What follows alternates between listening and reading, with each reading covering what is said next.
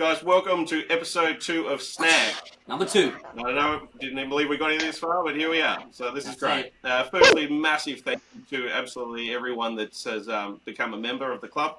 Legends. We're really looking forward to giving away that Stellar 2500 on Wednesday. So if you're not a member yet, jump on board. Let's get it done because it's going to be an awesome little trip. Huge prize.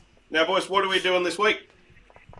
We're off to after. I'm off to after for actual work, but you guys are going. Oh, you're going up there for work too, Thomas. What are these other two malingerers up to up there? They're going to do a product review, run around and make some laughs. Pretty happy just to do a bit of looking around. Well, bit of looking. I'm up there for Tarfish. We are looking for some people to join us and help us run some programs that we've got coming up in the future. So it's always good to have industry partners when we do these things. Like BCF, Anaconda, all the big wigs, private entities. So we'll get around some of these brands, and that's why I'm up there. But I'm sure I'll catch up with you guys while you're there. Absolutely, 100%. Worded up Shimano. They're super excited for us to come over and do some bit of promo stuff on some of their reels. So we might even sneak a couple of them away, mate. You lucky people. Oh, mate. I'm basically just there to record Dean. Well, there you go. Dean's letting loose. Got the curls out, getting prepared. Let's rock and roll. Okay, so all the stupid things. He's got a bit of a joke that he's going to tell, so we're going to start off each one with a bit of a joke from Dean, fishing related. Absolutely. This joke is towards you, Hooch, so go for it. So, Hooch, quick question for you. Yes. Why do fish swim in schools? This feels very dad jokey. I don't know. Because they can't walk, brother. Well, hang on a minute. Let's go. What about the three-fin blenny? Well, I believe there is a walking fish, isn't there? What about the mud skippers? I think that's a generalisation. Who accepted this segment? How did this segment get approved? No, First I knew of it. Well, same goes. Better next week, I think. I reckon Coming back to the content, Fingers crossed.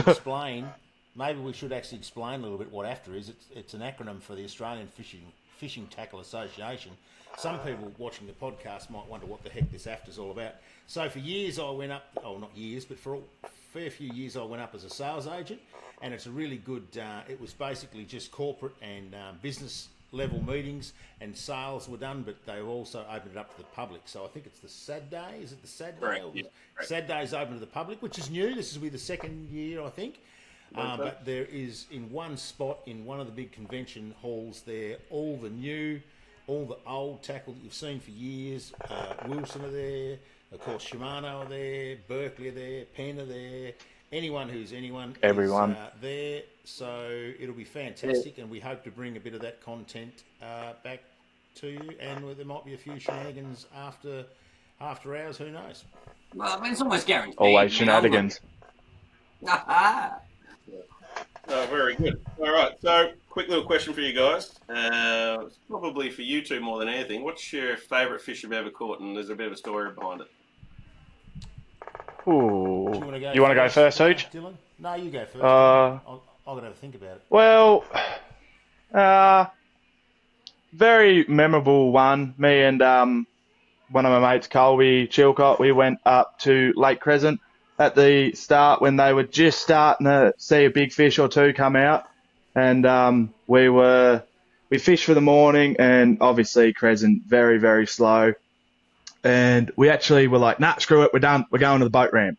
We had enough. We fanged up all the way to the boat ramp, but then we went with someone else and there's no service there. So we kept on driving, trying to find him. Pulled up to this little bank and we're like, oh, screw it. We'll have a cast. So pulled up. I think it was about second or third cast a lure hard up on the bank, and it was just instantly stuck straight away. And I've just gone whip, whip, whip, whip, whip, trying to get me lure out. And next minute, this thing's just peeled off. And long story short, she was a 9-10 pound brown trout, which is my biggest so far. And it was right next to a fence, and I was well underprepared. I had 4 pound leader on, and somehow managed to keep it away from the fence the whole time. But yeah, we got her in. We took some good photos, and most importantly, we got him back. But yeah, it's a horrible place when they're not on, but when you get that special fish out of Crescent, it's just unbeatable. They fight so hard too in there. But yeah, that's me. I've got so many questions about that story. First of all, 4 pound line at Crescent. What are you thinking? Yep. Is that a leftover in Yeah, your I don't brain know. from brim fishing in gin clear water? Or Oh, no. the water up there is so I think turbid it. and Yeah.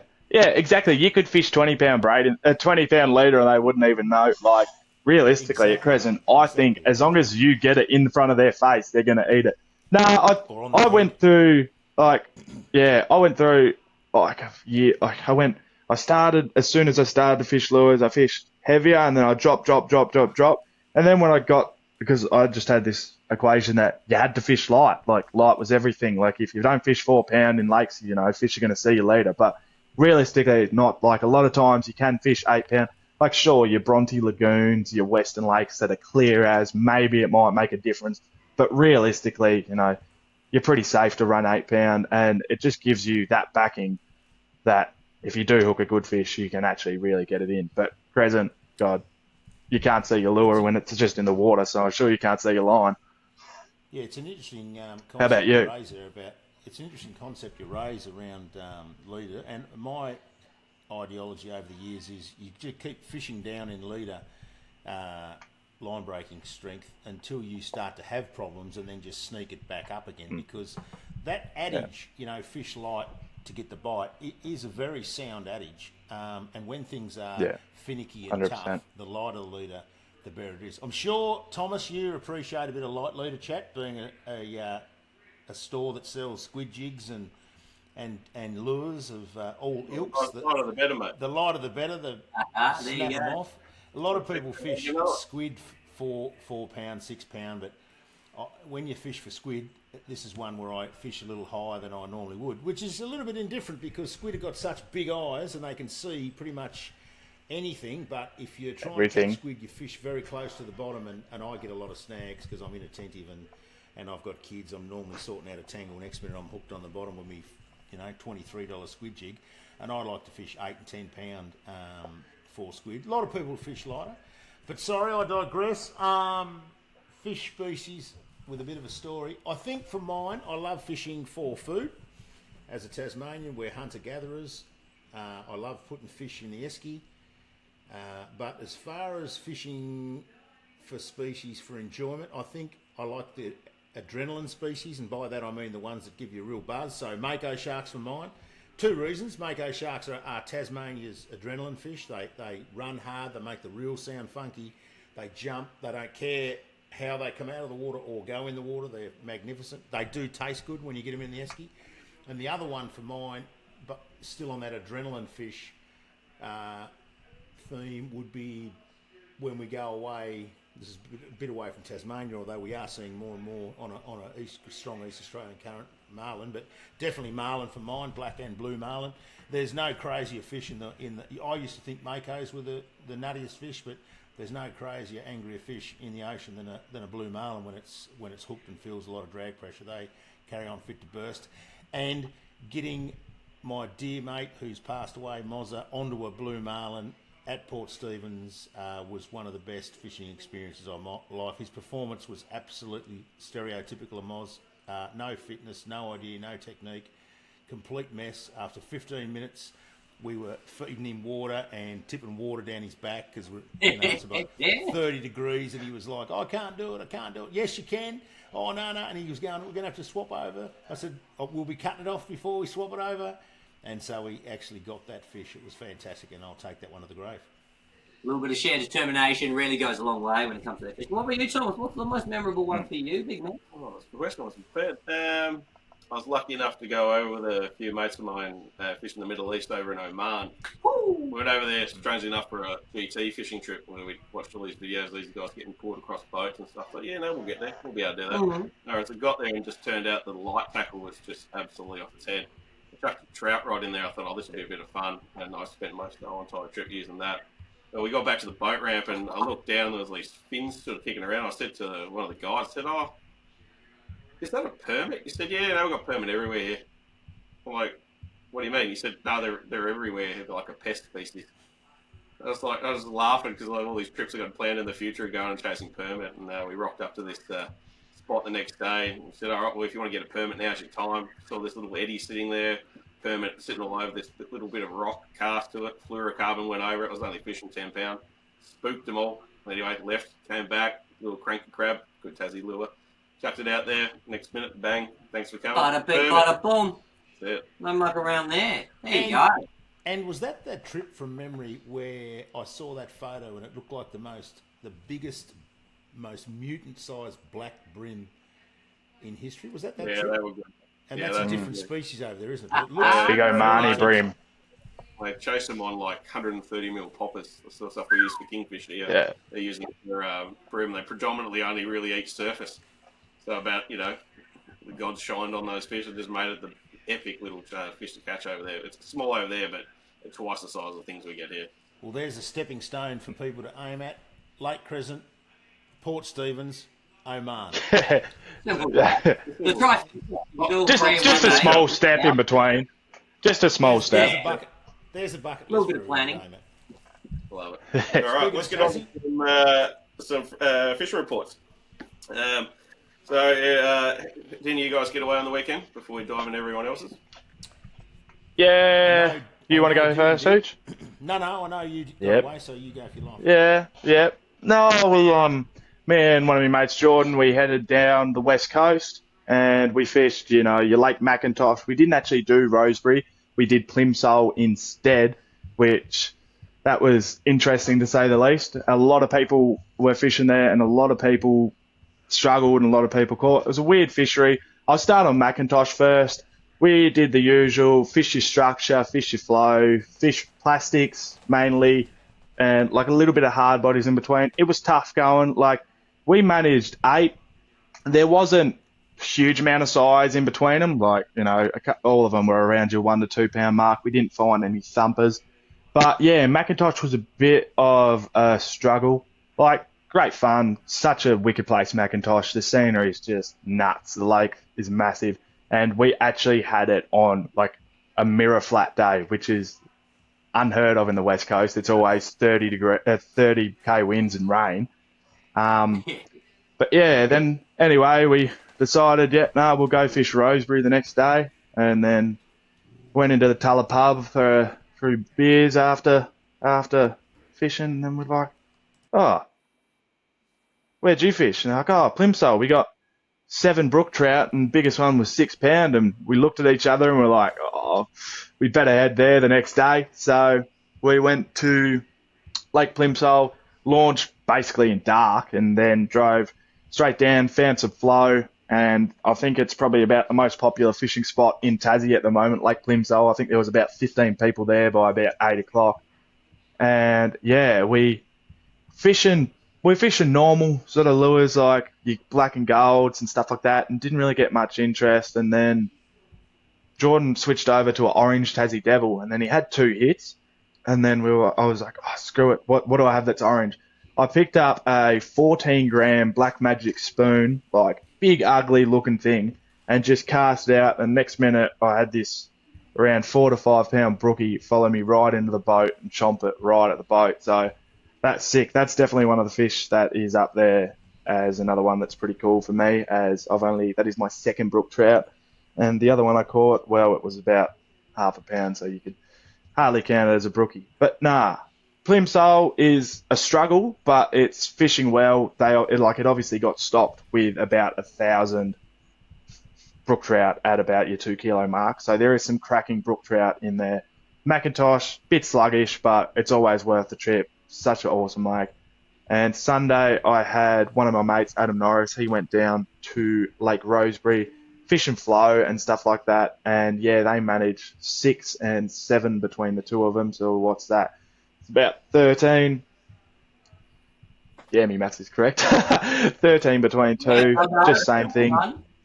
Big plastics in the flow. So yeah, a little bit on last week, just finding flow in those big lakes and finding fish. So yeah, no, West Coast is pretty good. It's fishing relatively good. A lot of rain, so those lakes will rise up and just get better and better. But yeah, over to you, Hooch. My house too, by the way, brother. Very good. Say again? Over to you. She's all yours. Oh, no Welcome, worries. I was Duke. just enjoying your report there, and you've hit something Ah. that is quite common, particularly in Macintosh and those western rivers and also lakes, is because of that water so dark, because of the tannins that are in the soil and the man ferns and all the rest of it. The orange seems to be a really, really prominent colour that everyone likes to throw, and also there's an orangey yellow as well. But the yellow and the orange seem to work very well. I've only fished Macintosh twice, and I'm disgusted in myself. I can't remember. I might have mentioned this last. Yep. So am I.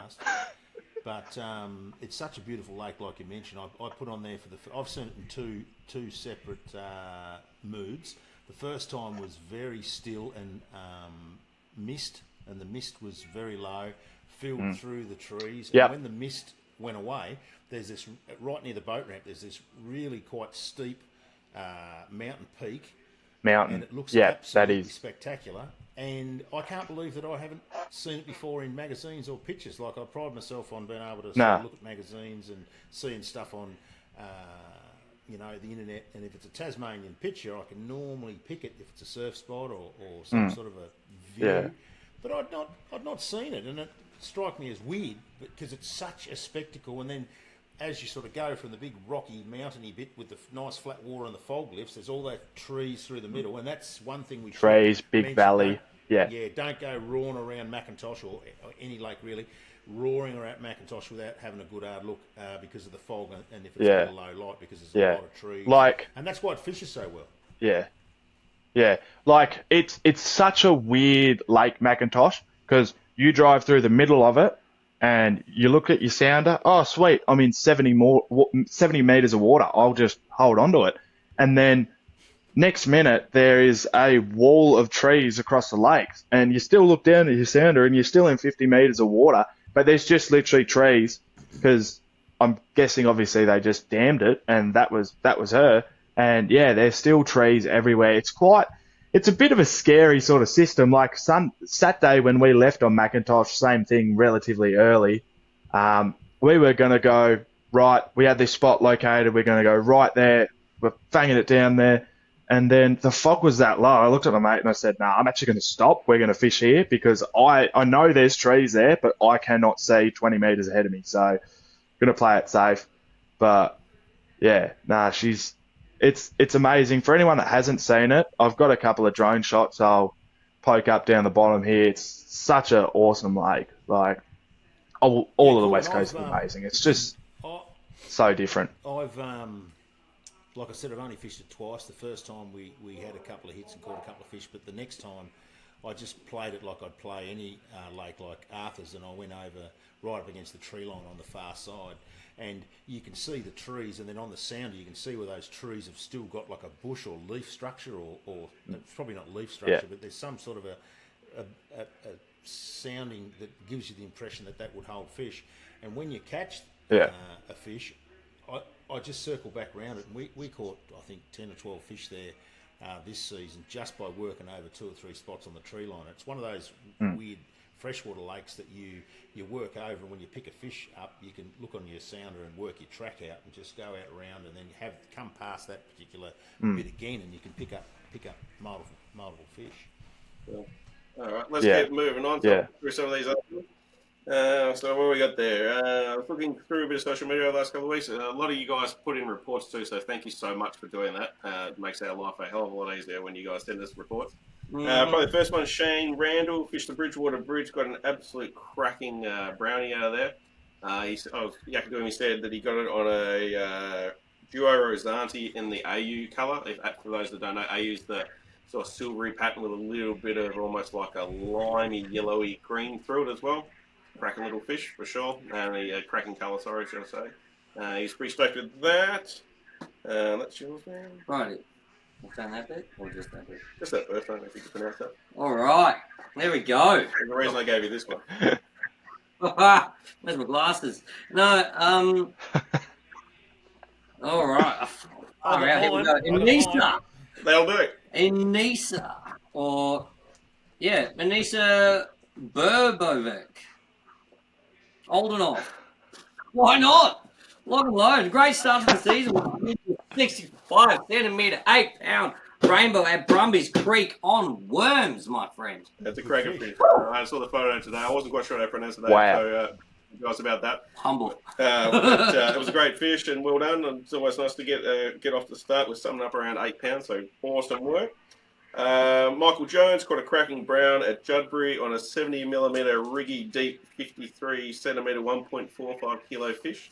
He gave me a little bit of his story. He said they started at their fishing at about 9 a.m, fished 3 different spots, finally settling in for a good casting session on the opposite side of the bank, where they first started after trying spinners, soft plastics, and several other hardboys. They switched to a zip bait in olive gold, 70mm, riggy deep, and after about 15-20 casts, they got onto their first fish, and then the day sort of started after that. Best fish of the day was 1.45 kilos. So, Look well out. boys. Good fish.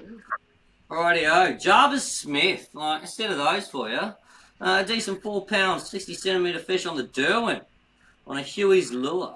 Crazy coloured looking lure, reds, yellows, and everything in between. I mean, if you're locking and loading with absolutely everything in between, mate, like, well done.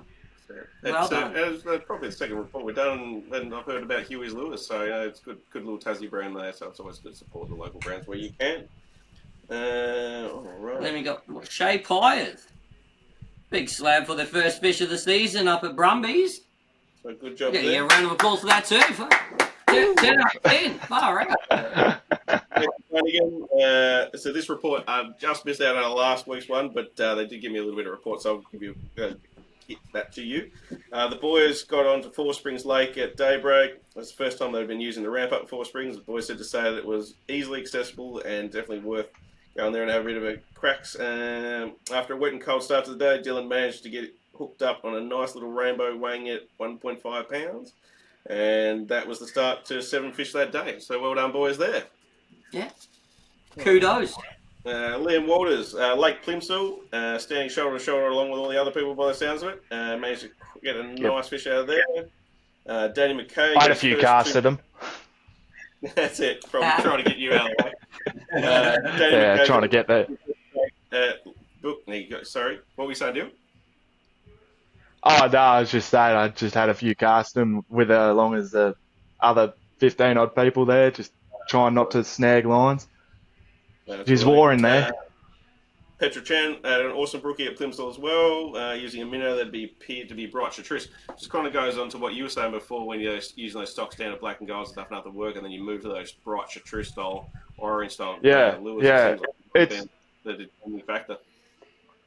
The one thing I don't mention, I don't think that I mentioned too at Plimsoll, is the one brook trout I caught. Like, the jaw was so soft in it. Like, I hooked up at the boat and, like, literally had it in the net within, like, 20 seconds. But we probably dropped about 4 fish, just genuinely hooked up, just fighting them. Like, not tight drag, nothing, because, like, they don't really go too hard. Like, they don't jump much. They just sort of, like, have a bit of a go or come in sort of thing. And very, very soft mouth. So if you're going to give Plimsoll a crack, just put new hooks on. Like, because we dropped 4 and we caught 1. Like, if we had caught 5, we would have had a sick day on Plimsoll. But, you know, 1's still good, but 5's always better. So, sharp hooks, Plimsoll, might as well. Back to you being humble enough to save some for everyone else. You know, like, take some credit there, mate. Can't catch them all. I'll just roll back one there, Thomas, because I think you was about to talk up Danny McKay's 2 brook trout effort again at Plimsoll on Friday, and that was a cracking fish to get 2. So well done. You started to mention that, but went on to Petra Chen. Oh, there you go. Thank you very much. Couldn't help himself. Big Aiden Ty. Aiden's used to work in the shop for us. Used to work for us in our food truck back in the day. Hey, I thought it was there. I saw that name. I was like, I reckon that's that That's boy. it. His little report, he said, we started our day as a group, mainly looking to get the girls and kids onto a fish. First starting at Bronte Lagoon along regular shores, but soon realising the water levels had dropped so dramatically, they split up and tried to find some better water and some active fish. Ella, his lovely partner, and him fished the bottom end of Lake Echo for 4 hours straight, only getting a few tiny fish following. They decided to change it up and head towards the lower Derwent system, fishing both Wayatina Canal and the lagoon itself. That's where they managed to pick up their first fish today, which was a nice 3 pound Atlantic. I was actually up with Aiden fishing that with all the other guys, and let me tell you, it was tough up Bronte way. We fished Binny, Brady's, Bronte, Tungatina, Echo. We went to Laughing Jack, and it was Laughing Jack where we managed to get some fish, but geez, it was hard work up there. Spoke to a lot of guys. One guy had been up there for 3 days and not seen a fish, so it just shows you those water levels dropping Yeah. off a little bit harder sometimes. I had one of my mates, a couple of my mates from Deloraine Way go up and they fished Echo all weekend, and I got a very nice message on Sunday saying how they were so thrilled to not catch a single fish and they dropped 9. So, gotta love that. Sounds like they should change their hooks, mate. Yeah, apparently they should have listened. I tried. Soft I mouth. tried to tell them. Right, this just in. Stephen Davis, Cramps Bay on a tea-tail grub. The Great Lake there, so that was a good fish. You don't want a lake unless it's great, by the looks of it. That's exactly Yeah. right. Absolutely. Had a bit of a yak with Alex Green from the Fishing Connection today. Alex and I go way back in the days when I used to work at that awesome tackle shop in Tina. And what he had to say, he said everyone's talking about Plimsoll, Echo, and the Derwent Sea Runners going crazy. He said a lot of other lakes have been pretty quiet this time of the year from their reports, but they were the standouts for him. He said saltwater wise, he said there's plenty of schooling bream up the east coast, and some guys doing pretty well on stripies. So that's factoring out and moving out from the trail a little bit, but yeah, no, so it's like they're getting plenty of people coming through the door with decent reports there, which is kind of cool. Cool stuff, and thank you very much for those people that put reports in. And before we go off the trout, I got some words from Rob Freeman from the Inland Fishery. So he was kind enough to let us know, and this goes back to opening. So there's some detail around opening, and it sort of mirrors a bit of what you've been saying over the last couple of weeks. So I'll just run through that if you don't mind. And so he's gone on and mentioned the brook trout and the popularity in Plimsoll, and I think that's come from a number of years because they are a different looking species and people are looking to tick them off as a bucket list, and so there's been a bit of activity around that and a few YouTube vids which has made that quite popular. He said generally it was a slow start across the state, but the standout fisheries were Four Springs. Four Springs is always quite popular because it's a lower level lake and it's easy to get to and it's not so cold. He said on the Saturday, 92 anglers were up there. That's a few anglers. It's a bit better than your 15. I don't know what they were doing up at Plimsoll. Yeah. And they captured 123 brown trout between 1 to 2.7 kilos and 95 rainbow trout between 0.75 to 1.8 kilos. And the fishers were using pretty much hard bodies and soft plastics, along with some fly fishers using wet flies, of course, this time of the year. But bait fishing, interestingly, was a little slower, and that's probably to do with those water levels and that lack of water that's rushing in. Brady's Lake, you guys have mentioned. Most fishers caught a mix of brown and rainbows, with the spin fishers and bait fishers accounting for the most captures. And as you guys were saying, he mentions Bronte Lagoon, Little Pine and Penstock Lagoon fished very slow. But what trout were captured were in good condition, especially at Penstock Lagoon, which is interesting. Now we go way up to the northeast. There's a few lagoons up there, Blackman's Lagoon and Big Waterhouse Lagoon. They fished well, and they've got some good fish in those. Both brown trout and rainbow trout, trolling and spinning from a boat accounted for most of those fish. Now, he mentions Lake Crescent, and it's an interesting point. We've mentioned Crescent a couple of times, land of 1,000 casts. 36 fishers that were checked, they'd caught no fish, which even for Crescent, and it sort of poses the question: has the Lake Crescent bubble burst a little bit? I know it's got a lot of, it's had a lot of pressure for a fair few years, but I think those fish are still there. They're just probably less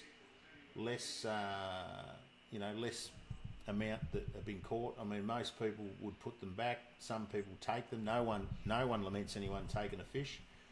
So we're not those people. But yeah, I think it's definitely slowed down. Is that something that you guys have all felt? Yeah, probably. I think it's early season though, isn't it? Now we're only a week and a bit into it, so time will tell. As it starts warming up, it might change a little bit. But it's certainly, like the reports I've been getting, it's definitely been a lot tougher than normal. Yeah, I think I'm with Tom on that I one.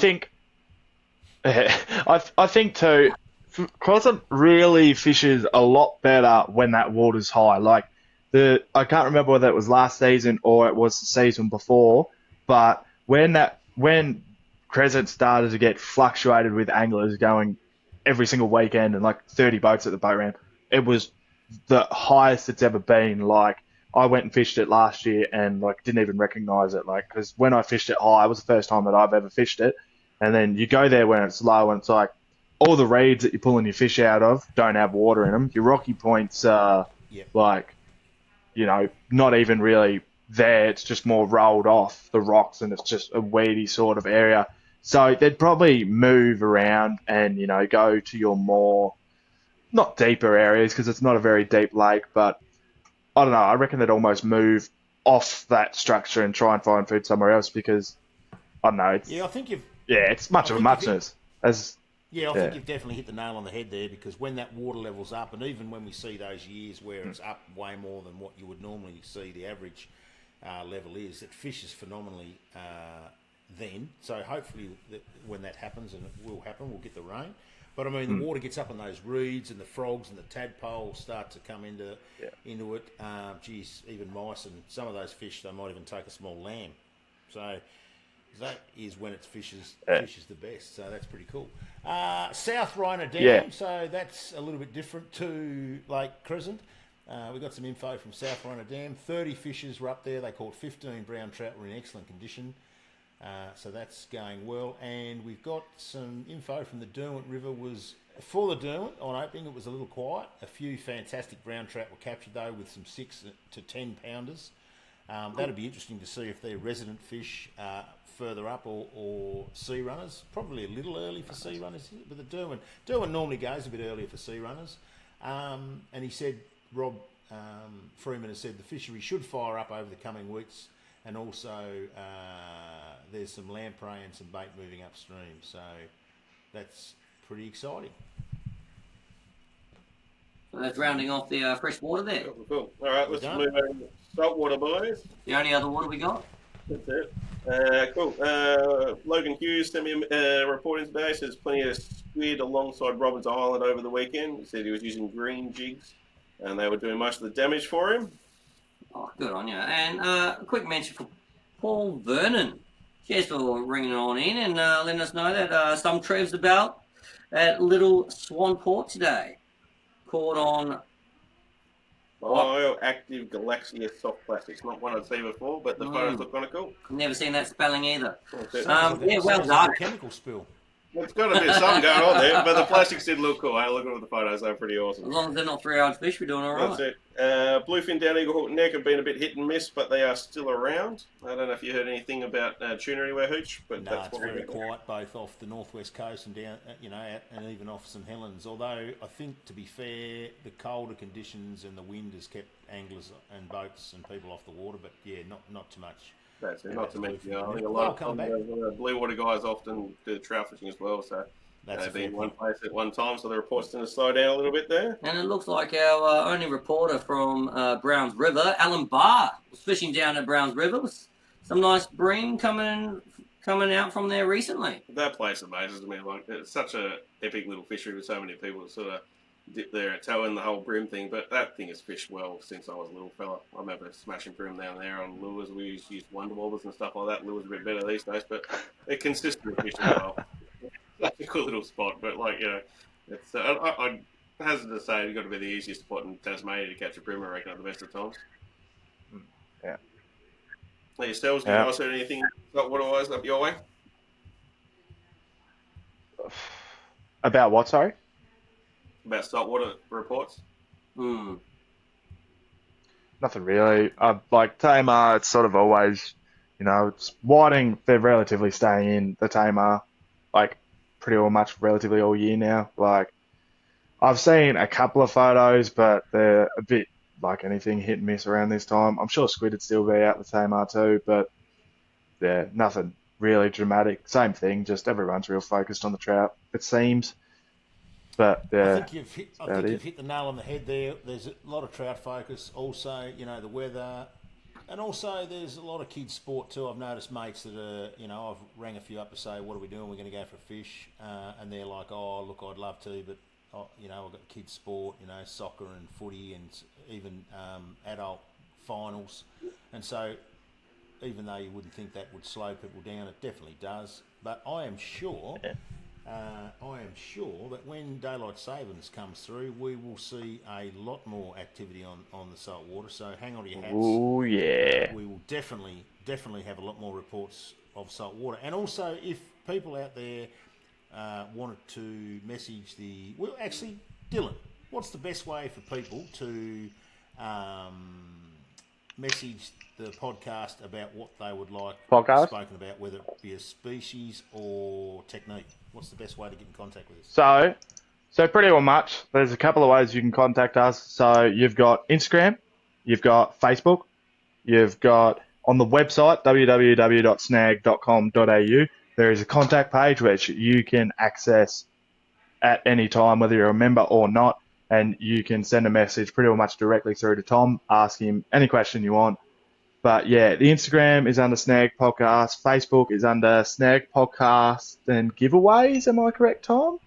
Mm-hmm. Yep. You've done your homework? Yep, Snag Podcast. You search up Snag Podcast, she'll come up. Yeah. But pretty well much we're on John Facebook. That's the easiest way for us to get them. Yeah, easy peasy. Yeah. No way it's recorded. What's this I hear about giveaways? Well, that's it, guys. Remember, we've got that Stellar 2500 we're giving away. It's a nice big prize valued at well over $1,000. All you got to do is be a member. We're drawing that Wednesday night, so guys, get in there as soon as you possibly can. Or in fact, actually, by the time this goes there, I think we probably would have drawn it. Yeah, that'll be the first prize. But I mean, it's a good concept. It's well worth repeating that you're gonna. As you guys go to after, you guys are going to be approaching people that will supply some wicked prizes, and that's what it's all about. So get your head around how it works. No doubt there's some people have got and signed on the dotted line for the first giveaway. I know Tom was telling me that's been reasonably popular, but get on board and we'll see what the next giveaway is. Absolutely. We'll have something special. We're going up to after ourselves to select the prizes off the stall. And don't be afraid to launch some reports at us as well. You know, always Exactly get right. put out somebody's name, exactly how well they're doing. That's it. And not to mention that, while we're up at Apstow, it's a big old place. So if there's anything you guys specifically want to see, send us a message. We'll see if we can go over there and do a little bit of a promo video on it for you. Yeah, if we can't access it, I'll talk boy. my way in. And speaking about after, there'll be this one. also there'll be a lot of people involved in the industry, not just within the tackle, but also with some of the TV shows and fishing shows. They'll all come through. So if you have anyone in mind that you would like to feature on the podcast, we've got the ability to reach out to those people and get those on the show.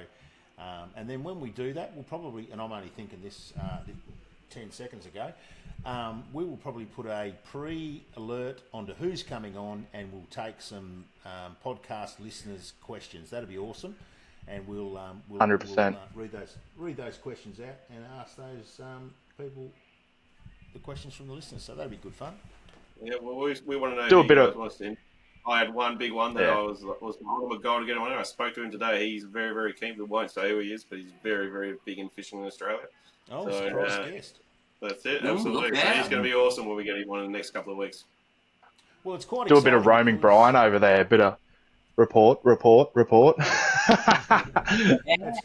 It's quite exciting because just on the small amount of sharing I've done, and of course you asked me to be involved some time ago, and I sort of forgot and then got busy and haven't really done as much promo as what I could have done. But the little that I have done, some very interesting people have noticed from the mainland, and they're keen to be on, and they are very good in their field, and they're very good in the areas in which they fish. So that's quite exciting. So I'm looking forward to touching base with those guys and girls, and we get them on for a chat. Well, I think, guys, that's probably coming to the end of another episode of number 2 of the Snagged podcast. Numero dos. Yeah. So once again, like we say, guys, if you're a member, thank you so much for signing up. We really appreciate it. It helps us make this thing come possible. If you're not a member and you think you might be interested in potentially having to look and see what's inside there and win some awesome prizes, jump on the snag.com.au, scroll to the bottom, and your options are there. Or if you're just bored and you want to give us a chat, hang on in. And don't forget, looking on the camera, we've got a bit of facial hair. Mine's a bit dry and crusty, and we're looking for any sort of partner with beard hair and oils. And is that Particularly you two. You look like you've got the beards going. Beard And oil mustache. companies come at us right now. And giveaways. We'd love to give away. We'd love to give away some beard care and beard oil. And Oh dear. Cool. Oh well, that'll be all. Thank you very much for watching. We'll see you guys in the next one.